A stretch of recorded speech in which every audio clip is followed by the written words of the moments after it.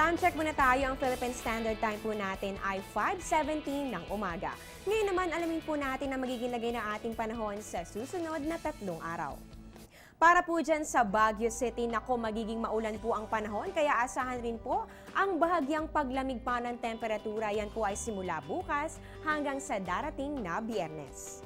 Dito naman sa atin sa Metro Manila, maliit lang naman ang chance of rain na maaari nating maranasan. Dahil po yan sa partly cloudy skies na mararanasan natin simula po sa Wednesday hanggang sa Friday. Para naman po sa Metro Cebu, magiging bahagyang maulap po ang kalangitan na may mga pulo-pulong pag-ulan o pagkidlat pagkulog simula po bukas hanggang sa Biyernes. At para naman po sa mga taga Metro Davao dyan, generally fair weather naman po ang inaasahan simula po yan sa Wednesday hanggang sumapit po ang Friday.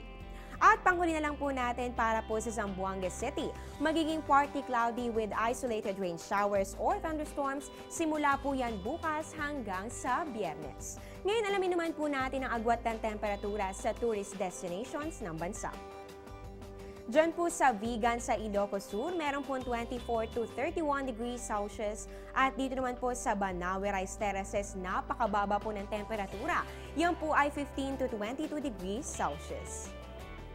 Dito naman po sa May El Nido at pati na rin po sa Boracay, magkapareha po ang temperatura na aabot ng 24 to 31 degrees Celsius. At dito naman po sa Camiguin Island, meron pong 23 to 31 degrees Celsius. Kailan nga ba ang dapat pag-inom ng ating vitamins? Alamin natin yan dito sa tamang oras.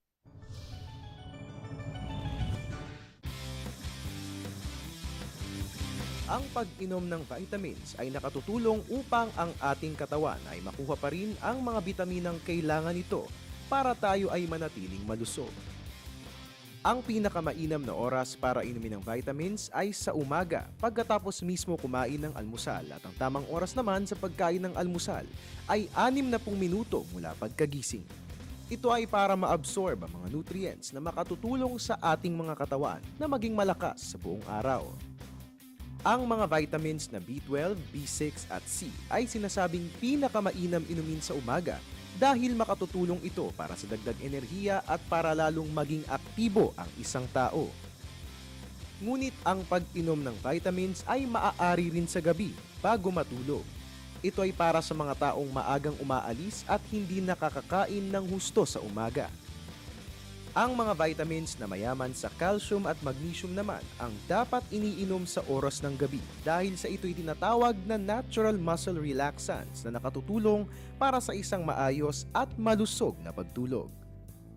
Malaking bagay ang pag-inom ng vitamins sa araw-araw, ngunit upang magkaroon ng isang malusog na pangangatawan, kailangang magkaroon ng madisiplina at maayos na pamumuhay.